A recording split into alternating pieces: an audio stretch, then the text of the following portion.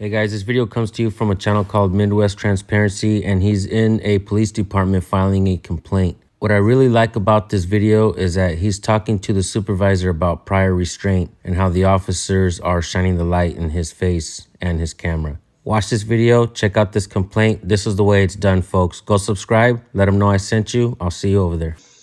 Yes, sir. Hey. Hi, I was told you wanted to file a complaint. Yeah, Mr. West. Mr. West, nice to meet you. What can I do for you? Could you help me out? Wait a minute, were you driving 116 last night? Yes, sir. Could you stay here for me a second? Absolutely. Can you just go ahead and identify yourself so I can skip that with him? Officer Alpha. Badge number? 155. Alright, okay, last night. You got a call to respond to. I'm gonna let him respond to the Yeah, call. you're good. I got you. Sorry, didn't mean to take up your time, but be safe. Okay, and I need the info on this car number that was in my footage last night. Because obviously your officers don't know about prior restraint. Okay, I'm sorry. I'm not sure exactly what you're asking. You need the information on the car number? Yeah, the second car number right here and the tag that it was on. I tried to get him to identify himself, and the way he conducted himself was not becoming of what you want to represent. What is this CAN number? I don't understand. I meant car. Car number? I was in a hurry. Okay. I don't have access to all the plates on our vehicles. Yeah. I can look up a car and who drives it by the unit number that's on them, but yeah. The license plate number I don't have. So, right. I can look into this for you if you like. I would like to find out at least the number since 116 was there. Okay. Because what was the situation? Okay, there was a situation. I was walking down 9th Street. What time of day was this? This was yesterday morning, like literally in between 1 and 12 a.m. I was out walking around. I was seeing if I could see what kind of footage I could catch. Uh-huh. I put things together to disseminate to the public. And while I was broadcasting live, your officer in 927, if I'm not mistaken, but in the footage I did slow it down, and it's up there if you'd like to take a look at it yourself. The unit number was 927? Yeah. Okay, alright. Okay, so he took his deer light and began to shine it in the camera. Now, I'm warning you, this is a violation of my First Amendment right. There's nothing you can do to impede my progress of filming things in public. And if you look up the definition of prior restraint, it's going to tell you it's a big no-no, especially to law enforcement. So, I'd rather know, either educate them, and I'll be transparent about it. You get them in here and you educated them in front of me. I'll walk away. I won't even make the complaint for them because it's showing that the officers you have on your force need more law training. Well, if I can speak to that, I don't know what the situation was when my officer encountered you, why they limited their spotlight at you. Well, I was just walking by, I saw them. Uh-huh. I was on 9th, or South A, like I said, 9th on the corner by the Leland. Uh-huh. The footage is all there. I mean, I'll give you the site if you would like to go through it. I'm very professional. I don't badmouth anybody. I'm here to film you guys. There's a lot going on in the past year, and officers are not being held accountable for at all. So this is my way of doing it. So if you can educate him or like to educate him in front of me, because that would be nice. Well, I will take that complaint form. I will give it back to you. I still got 2 of them in my backpack. Now, the other instance that I had was 3 weeks ago at the car meets train. Down there on, was it E? I wasn't even working that night. I know what incident you're talking about. Yeah, I was there that night, and I just watched the man that failure to... Okay, you came out and identified yourself, right? Yes. Policy, right? Policy, right? Yeah, I mean, it's courtesy. I mean, yeah, but it's every usually... time you run into somebody, we don't have to... From state to state, it's usually the same. Just wordplay. But anyways, that's neither here nor here. To get back on track, that night, I was covering it. I was there filming. I went to the one side. They pulled in a fire truck to cut that where it was off right there at the face and stuff. And now your officer that had just walked out, the big tall guy, haircut kind of like yours, but he's high and tight. You know what I mean? Sure. That's the man, and I would like to have him because he threatened me. He said he knew who I was. Okay. He knew what he was gonna do. Okay.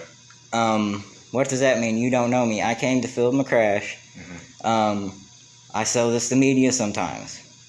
It has to be really, really good for me to do that. But this is not one of them cases yet. So I want to be respected when I'm out filming you guys, whether it's during the day, the night. I'm not here to bother you. I'm here to hold you accountable for it. That's all I want to do. I can't speak to your specific situation. Again, I wasn't working that night. Yep. If you want to speak with one of the supervisors who were working that night. Yeah, I know I got denied, and he was very rude, and I got that on camera too. Okay. I even stated to the. I'm sorry, I didn't mean to cut you off. I just had thought. I even talked to him, and he was just as rude as the guy that just walked out. And I waited there once again to get an incident number in case somebody said, "Hey, what happened? I want to buy the story," because that's what I do. I get the incident numbers because it's all public record. Sure. And that, didn't matter to these guys, and they were rude. And the one rookie cop that was under Chester Boulevard Bridge, blocking that road off, he was the only one that was polite to me at all. Okay. And, these guys just need to be educated. They can't force me back behind tape for no reason. Did anybody hand you a complaint form for that specific situation, or I haven't. Bring it to our attention? Well, I'll tell you what. I'm going to bring it to your attention this time.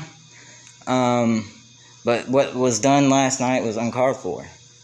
I wasn't hurting. I didn't say I don't do that. I'm a nice guy, and I will work with you. Like I came in here today. Rule told me to wait for you when I asked for these numbers, and he's a public servant, and he did not help me. Okay. Well, he probably didn't want to get involved in something that happened with a third shift officer versus a second shift. Well, here's the thing. Y'all are coworkers, you're employees, you're all in public service. No matter what time of the day, you serve the public. You know what I mean? Even if you don't like it, he did it out of feelings, and I know he did. It's very routine for if somebody has a complaint or wants to speak with one of our officers on our shift. If you wanted to talk to somebody on day shift or mid shift, we would refer you to that supervisor to speak with them directly because they don't work for us directly. Well, I mean, I ran in with Rule before to get a Oh yeah, I did. At the beginning of the year, I came in and got one. Okay. I did the piece on where to get your public information online and offline. But anyways, I just came in here to show them that, and he was very rude with me then. He tried to ID me, know my situation, and I know as well, when we fill out them forms, it could be anonymous. Mm-hmm. So he was intentionally trying to ID me. He intentionally tried to ID me today. Mm-hmm. Now, that's got to become some kind of violation, maybe a Fourth Amendment issue. Well, when these complaint forms, in order to ID you, they want a name or a contact phone number so that when this does, if it does go into an internal investigation, they can talk to you more about it and actually get a statement from you as to what actually occurred. Now, with the situation you seem to be upset about last night, obviously I wasn't there. I didn't witness it. I don't know what the officer was doing. I don't know if they were looking for a suspicious person in the area. I don't know if they seen you walking around in the dark, whether the light's going or not, that could be perceived as a weapon. I'm just saying that could be it. I know. I've been in Tennessee, and they tried to get me for that shit too, and it didn't fly. But which I understand. What I'm getting at is I don't know what was going through the officer's mind. And plus on top of it, he decides and waves and smiles at me like it's funny. Is that any way to media or public? Again, I wasn't there. I can't tell you. No, I have to talk to the officer to get his side of things as well. I mean, I'll shut down right now to show you the video. Okay. I mean, I don't think you have best intentions right now, so I feel safe with you. Okay. So I'm gonna cut this down, guys, and I'll be popped back up here in a minute. I want to show him this video. Thank you for showing up. I'll be back.